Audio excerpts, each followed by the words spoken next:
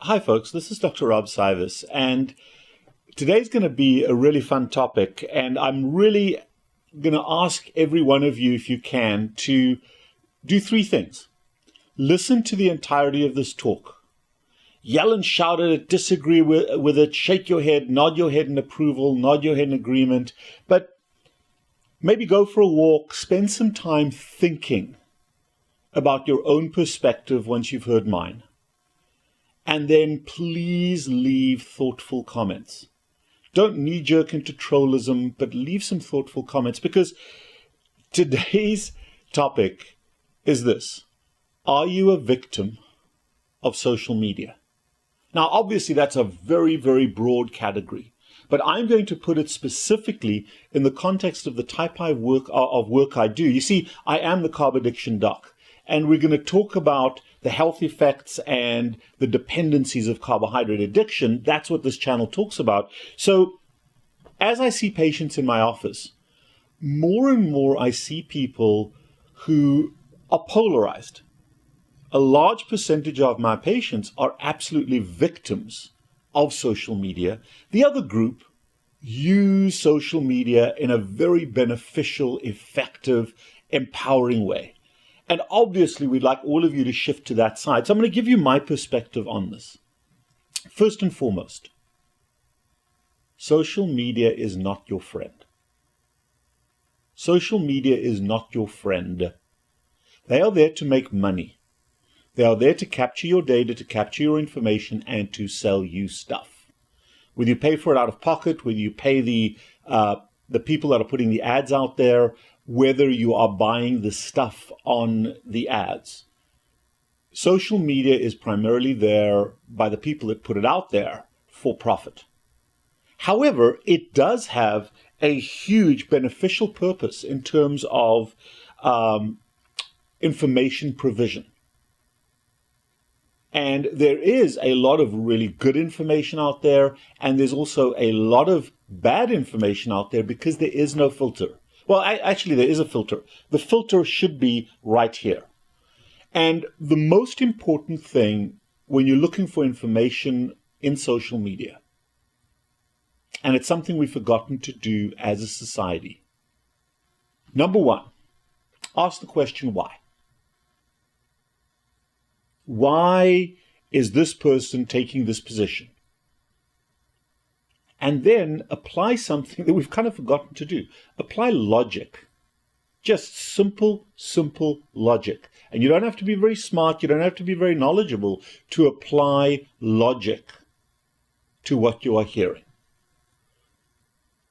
Be open to changing your mind, but not as a buy-in, but based upon logical thought progression, not in a knee-jerk emotional way. Now, when it comes to communicating with other people, this is a separate part from knowledge. A lot of people are using social media as a surrogate for empathetic human connection. And that's a very, very dangerous slope for us to go down. It is a wonderful communication tool as a vehicle, like the telephone, like writing a letter to friends. But those friends should be counted on the fingers of one hand. Most of us have anywhere from 2 to 5 people that we can be really trusting of, that they are not going to be critical, they are not going to be judgmental of us, that they are going to be real about us. And then as a communication tool, I think there's huge value there. There are some people that enjoy groups in social media, and the groups have value in terms of empathetic human connection when you are taking care of a like-minded problem. Groups of people having the same issues as a discussion forum, absolutely. But have a finite experience on social media. Use it like the old days when we used a phone. Get on, have a chat, have a piece of communication, and then move on. If you're leaving it on 24/7, if you're engaged in it, you're going down that rabbit hole and you are leaving healthy life. And too many people, especially under the COVID lockdown conditions, use social media as a surrogate. And the challenge with that, using social media as a surrogate for human connection, is that you lose those people skills. You lose the capacity of taking the risk of being vulnerable. You lose the capacity for empathy. And you get influenced by all these perfectionists out there that ultimately tell you how pathetic you are because they're so good. And that's a challenge. My authoritarian patients or folks really struggle already with not feeling good enough about themselves. And social media incredibly influences that in a negative way. On the flip side, a lot of my permissive patients spend a lot of time on social media listening to everybody here. You know what they're doing? They're avoiding rolling up their sleeves and putting what they need to know into action. Social media becomes a trap of, I need more information, and they get so trapped into listening to everybody else that they forget to do. So find to engage with a small handful of friends, find to engage in a couple of groups. But be a listener and not a contributor unless you're interested in making money. Now, as using social media as a business, that's not where I'm going down. That's not the path I'm going down. But too many of us also are victims of products that have these very, very sexy stories around them. One of the things we're going to talk about is adrenal fatigue. And for example, as I've looked at adrenal fatigue, it's going to be a topic of another conversation. When I look at adrenal fatigue, a large part of the initial output of adrenal fatigue was to explore something that people thought might be real. But now it's become a source of exploitation because there's some very slick, very sexy stories around it. But on the back end, there's always a product that they're selling you. And they slide that in. Listen to these functional medicine doctors sliding in their products. I have particularly taken the stance that I'm not here to sell you anything. I'm here to give you my thoughts, my information, thoughts from the trenches of where I work. To enlighten you, to help you to argue. Sometimes we're wrong. But the information we put out there gives you a perspective. I'm never going to tell you what to do. You must do this, you must do that. I give you my opinion, I give you my thoughts based on biology, and you're going to hear juxtapositional thoughts and ideology from standard healthcare, from the standard way that we were trained to do things, from your doctor. And what I'd like you to do is to juxtapose those different opinions, but empower yourself to come up with your own decision-making process. I'm just giving you an opinion. Somebody else is going to give you their opinion. Your doctor says take statins. I've got a whole bunch of reasons it's probably not a good idea. Don't believe one or the other. Weigh up the opinions, put them in the perspective of your own life, and then decide, with maybe a little bit more autonomous research, what you're going to do for yourself. So, where do I go? How do I use social media? Most of my social media utilization is output. I put these videos on YouTube, and yes, ads run on my YouTube channel. And the reason those ads run there is to generate revenue. Why is that important to me? It's not important to me. But behind the camera over here is a guy called James, and James is doing this professionally. He needs to be paid.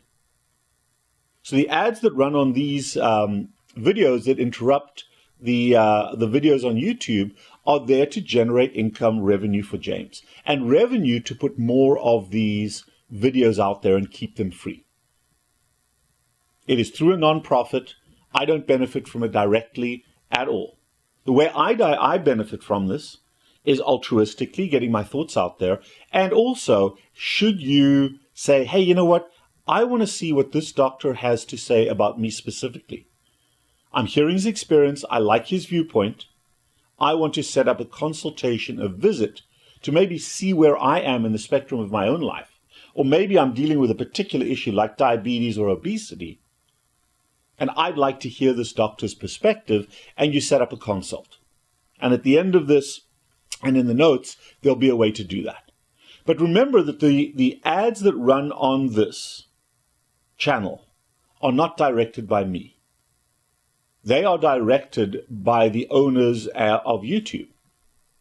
So they may conflict with the message, which is kind of funny sometimes. But what is real, folks, are the comments that you leave and perhaps the discussion that we generate from those comments. So please feel free to agree to disagree with me as much as you want to. I also try to put out something every day on Instagram. It's a little saying, it's a little phrase, it's a little motivational thing. It's on my Instagram channel at CarbAddictionDoc. And those thoughts come to me typically while I'm walking my dog in the morning. Walk my dog every morning around 5:30. And I get inside my head and have motivational thoughts for myself in terms of the life that I lead. It's my meditative moment. It's the consequence of that connection with my subconscious that generates those sayings. Very occasionally I'll repeat somebody else's that really resonated with me, but most often they come from my brain, and the objective is for them to resonate with you like they resonated with me, or for you to argue with them or not even understand them.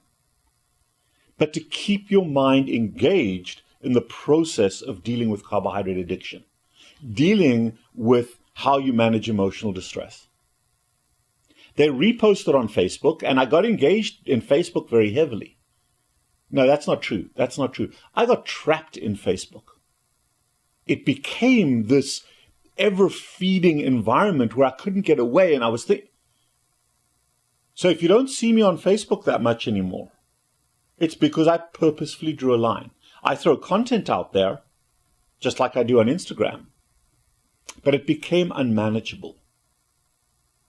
And I had to step back from that and say, you know what, this is eating up too much of my time. It is affecting me negatively. And I withdrew from Facebook. I'm still out there. My name is still out there. Our product is still out there. But I'm not out there. So if you want to connect with me, YouTube and Instagram. I have a Twitter account. I have a LinkedIn account. I have a TikTok account. I've got a bunch of different accounts. I don't use them. I explored them. I don't use them. I don't use them because they suck the life out of me, and I do not have the time that I need to spend on myself and on my family. I don't have the time to spend on social media. So the final comment is this. When I hear something, when I see something, where do I go to corroborate that information? The first place I go is inside my own head. I go inside my own head and I ask myself why? Why? And I like to satisfy the answer why. I then look at biology and logic and see if within my understanding, within my realm and my experience with my patients of biology and logic, this makes sense. You'll hear me ask that question. If you speak to me one-on-one, you'll hear me ask that question all the time. Does that make sense? Because if it doesn't make sense, we need to discuss that. Not to convince you, but to come up with a pathway that does make sense.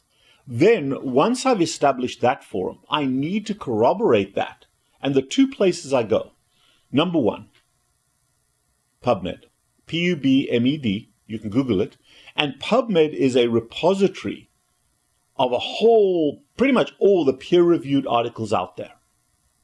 And if you learn to use PubMed, it is an excellent resource of articles that you access. And obviously you've got to use that filter. Are these people biased? Are they telling me what I need to know? Am I biased? Am I looking for an answer or corroboration of something that I've already thought of and I'm not able to change my mind? Be able to change your mind, but be objective as you read those papers. And then for an excellent summary of work, when I'm really trying to figure something out, what does this mean? What is this? What are other people saying about this? I use Wikipedia. Wikipedia is a great resource, mostly right, sometimes wrong, but it's very objective. And then from there, I can look at individual references and allow those references on PubMed to take me down that slippery slope. Those are the two resources I use. There's a bunch of people on the internet trying to tell you stuff, trying to sell you stuff, you may want to start there, but expand into those two realms yourself. That's how I conduct my life. The final part is I've got a few friends, a few people that I trust implicitly. Not because they're always right, not because they're not biased, but I trust them to think like I think.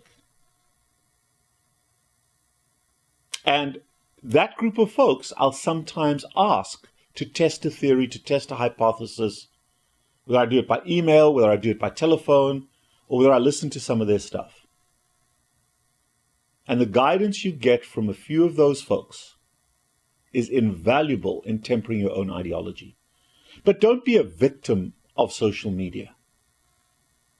Don't look to social media for your friends to be friends with you. Don't look to social media to avoid beginning to live your own life. Don't look to social media to buy some thing that's going to make you excellently healthy and excellently wonderful. It doesn't exist. Use social media as a platform of information and perhaps slightly as a platform of engagement. And if you come into my office as a patient, you've set up a consult, and you come in with information, it's fine to bring your information in, but don't be locked into it, because I'm probably going to give you a very, very different viewpoint. And the reason you set up the consult is to get my opinion, not to tell me what your opinion is. Am I willing to change my mind? Absolutely. Absolutely. But I get so many people coming in that are there to tell me their opinion. And if that happens, I sit back, I listen, I agree, and they've benefited not at all from their visit.